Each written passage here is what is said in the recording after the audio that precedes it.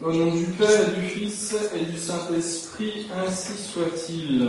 Comment se manifeste, mes bien chers frères, la toute-puissance de Dieu selon l'oraison d'aujourd'hui, selon cette belle prière de l'Église? Cette toute-puissance divine se manifeste surtout, maximée, nous dit cette oraison en latin, surtout en épargnant, en pardonnant et en faisant miséricorde. Cette miséricorde dont je vous parlais la semaine dernière, c'est encore d'elle que je vais parler aujourd'hui, puisque cela s'y prête et que c'est un sujet suffisamment important. Donc cette miséricorde, eh bien la miséricorde de Dieu, comme nous l'avons dit, elle se rapporte au mal. Elle se rapporte au mal par excellence, au vrai mal, si vous le voulez, c'est-à-dire au péché lui-même. Parce que finalement, tous les maux, même physiques, en soi peuvent avoir quelque chose de bon. Même, par exemple, quand nous souffrons, quand notre corps a mal, eh bien, il nous indique justement, par exemple, qu'il y a une maladie. Si, en mettant notre main près du feu, on ne souffrait plus, eh bien, notre main brûlerait. Et donc, vous le voyez, cette souffrance, qui est considérée comme un mal, en fait, sous certains aspects, peut être un bien. Tandis que le péché n'est un bien sous aucun aspect. Le péché est le mal. Et donc, la toute-puissance divine, la miséricorde divine, va s'appliquer principalement à ce mal qu'est le péché. Alors le mal, et c'est tout à fait en rapport d'ailleurs avec cette puissance divine, le mal, ce mal dont les gens, eh bien, que les gens prennent comme argument contre l'existence de Dieu, vous le savez. Ce mal, disent-ils, eh bien, si Dieu était tout-puissant, le monde serait beaucoup plus parfait. Si Dieu était tout-puissant, il n'y aurait pas de mal. Si Dieu était tout-puissant, pourquoi il se passe telle ou telle chose mauvaise, telle ou telle catastrophe? Et même si Dieu était bon, eh bien, pourquoi il fait ceci ou cela? Pourquoi il met les gens en enfer, etc. Et la réponse nous est donnée par l'oraison d'aujourd'hui, mais également d'une façon plus précise par saint Augustin. Dieu souverainement bon, nous dit saint Augustin, ne permettrait jamais qu'il y eût du mal dans ses œuvres, si il n'était justement tout-puissant et bon, au point de faire même le bien à partir du mal. Voilà finalement la toute-puissance et la bonté divine qui va éclater au grand jour, pas dans la création, mais d'abord, pas dans les œuvres merveilleuses, mais d'abord dans la miséricorde. Cette toute-puissance de Dieu, la première leçon est donc la suivante, cette toute-puissance de Dieu n'est pas d'éviter tout mal. Elle ne consiste pas à éviter tout mal. Et cela est suffisamment clair, même dans la création. Le bon Dieu ne peut pas créer quelque chose qui soit aussi parfait qu'il ne l'est, lui étant la perfection absolue. Tout ce qui ne sera pas Dieu, et donc tout ce qui sera créé, tout ce qui sera en dehors de Dieu, eh bien tout cela, forcément, ne sera pas la perfection. Et c'est ces imperfections que nous allons considérer, que nous allons appeler mal. Alors que, si on regarde de plus près d'ailleurs, un grand nombre de ce qu'on appelle, de ce qu'on considère comme imperfections, sont en réalité des manifestations de la bonté divine et de la diversité qui va mettre entre les êtres, chaque être ayant sa place selon sa fonction. Évidemment, la pierre pourra paraître bien imparfaite par rapport à un animal qui peut se déplacer de lui-même, qui a une vie sensible, etc. Mais la pierre étant à sa place, elle est tout à fait parfaite dans son ordre, de même l'animal est parfait dans son ordre, de même l'homme est parfait dans son ordre. Évidemment, l'homme aura des imperfections par rapport aux anges, mais on n'est pas dans le même ordre. Et donc, dans notre ordre, il y aura la bonté, il y aura une certaine perfection, parce que tout ce que fait Dieu est bon, tout ce que fait Dieu est beau. Donc, la toute-puissance de Dieu, ce n'est pas d'éviter tout mal, et encore, vous le voyez, il faudrait s'entendre sur la conception même du mal. Deuxièmement, d'un point de vue plus moral, si vous voulez, la toute-puissance de Dieu, on va rentrer là dans l'ordre moral par rapport au péché lui-même. Alors, ceux qui se considèrent comme bons, ça nous rappelle ce fameux pharisien de l'évangile d'aujourd'hui, bien évidemment, ceux qui se considèrent comme bons, ceux qui ont à souffrir du mal des autres, ils vont peut-être avoir tendance à penser et à demander la vengeance de Dieu. Cette vengeance qui est normalement la vengeance vertueuse, la vraie vengeance, qui est un acte de la vertu de justice, ce n'est pas l'expression la plus grande de la toute-puissance divine.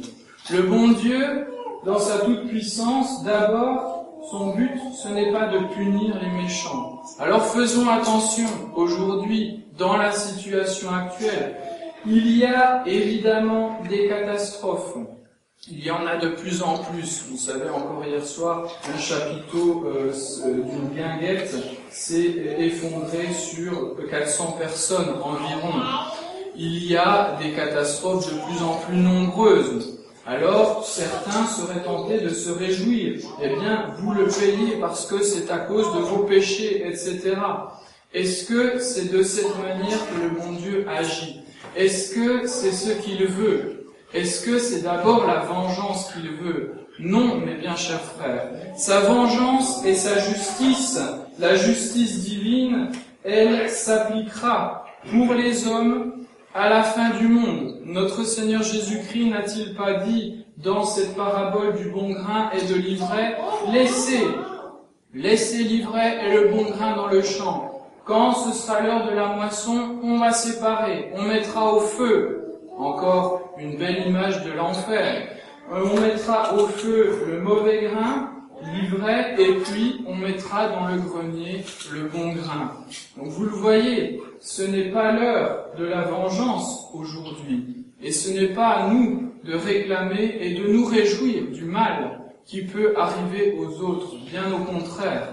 Nous devons avoir un esprit de miséricorde et aider, comme je vous le disais, le prochain autant que nous le pouvons. Parce que ce n'est pas l'esprit divin. La toute-puissance de Dieu, ce n'est pas de punir à tour de bras. Ce n'est pas de se venger. Pas du tout. Non. La toute-puissance divine, comme nous dit la Sainte Église, va s'appliquer d'abord et surtout dans la miséricorde. Et ces mots que sont les catastrophes plus ou moins naturelles, plus ou moins dues aux interventions humaines qui dérèglent la nature, et tout cela, mes bien chers frères, n'est pas une vengeance divine. C'est un effet de sa miséricorde. Il dit aux hommes, vous êtes faibles. Il dit aux hommes, vous n'êtes pas maîtres de cette nature. C'est moi le maître, c'est moi le créateur. Il dit aux hommes, vous n'êtes pas maîtres de votre propre vie, c'est moi le maître. Et il dit aux hommes, alors faites attention, regardez votre vie en face, regardez vos péchés, reconnaissez vos péchés. Et donc vous le voyez, la punition qui peut exister n'est pas aujourd'hui une vengeance. C'est un effet de la miséricorde divine pour convertir éventuellement le pécheur, pour indiquer aux gens leur faiblesse, pour les mettre en face de la mort, pour leur montrer comment ils devraient penser davantage à leur fin dernière. C'est ça la miséricorde divine. Cette miséricorde, allons un peu plus au fond des choses. comme le dit Saint Augustin, donc le bon Dieu est tellement puissant et bon qu'il réussit à faire le bien à partir du mal, des malos.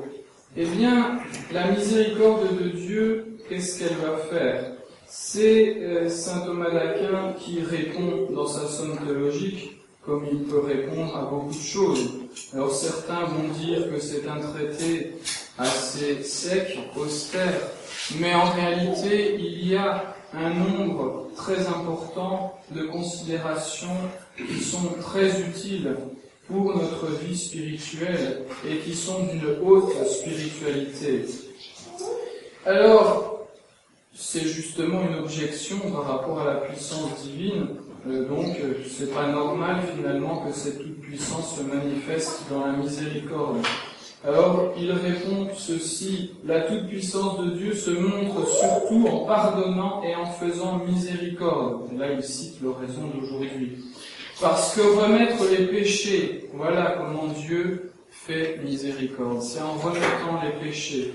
En remettant les péchés à son gré, remettre les péchés à son gré est la marque du suprême pouvoir, de la suprême puissance, vu que celui-là ne le pourrait point, qui serait lié par une loi supérieure.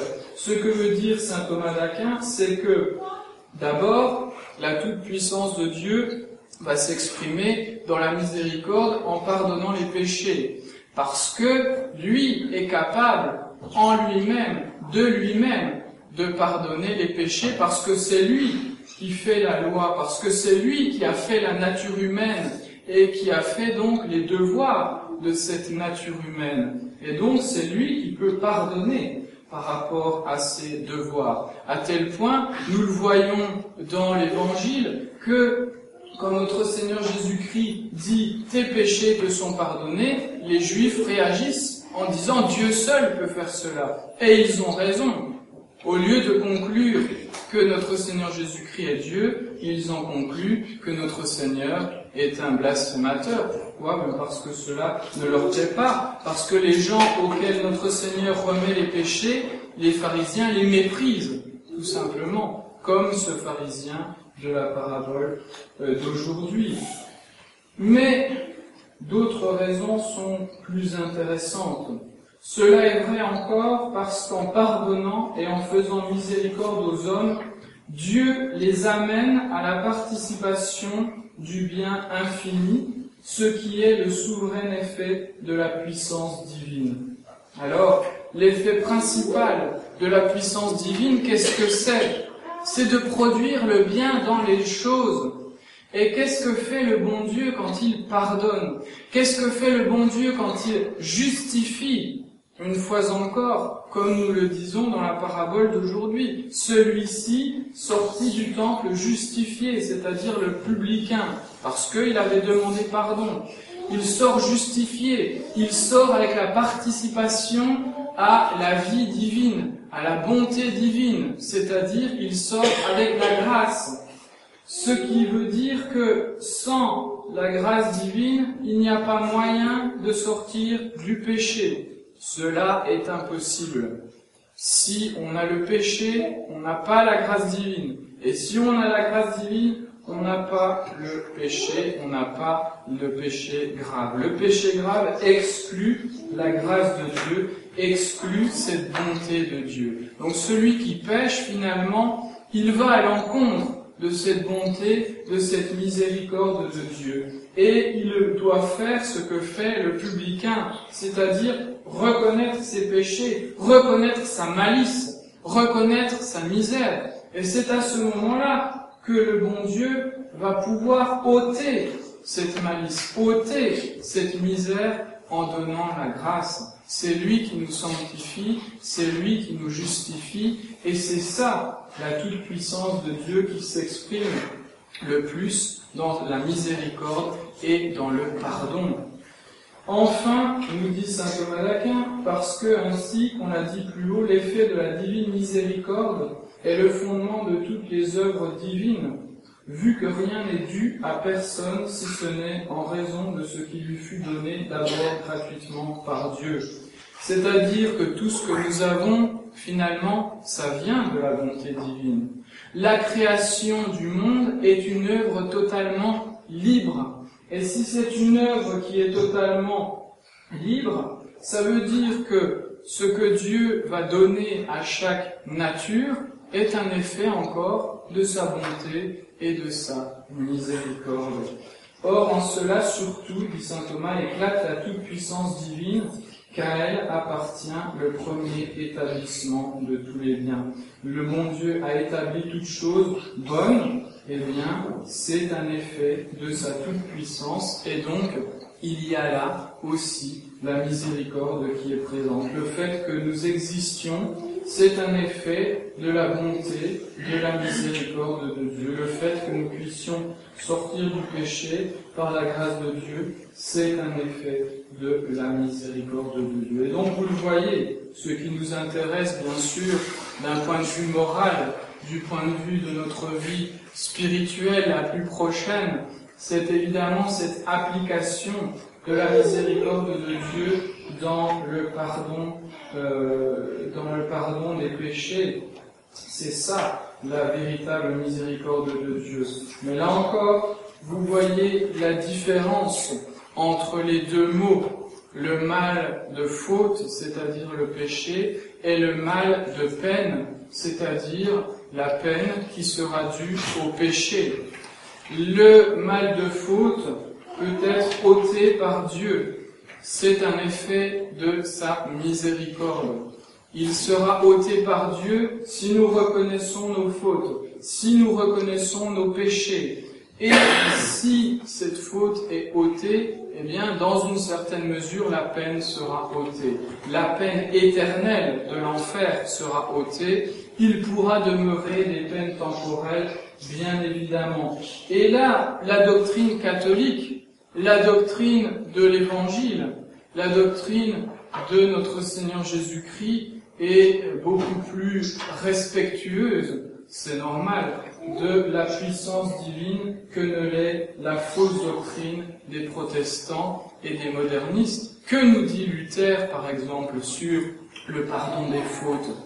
Luther nous dit que Dieu cache à ses yeux, il décide en quelque sorte d'oublier les fautes des hommes. Donc le bon Dieu ne va pas transformer les hommes, il ne va pas leur ôter le péché et les élever à la grâce, non. Pour Luther, les hommes restent des pourritures, si j'ose m'exprimer ainsi. Ils restent tellement pourris que quoi qu'ils fassent de bon ou de mauvais, ça change rien.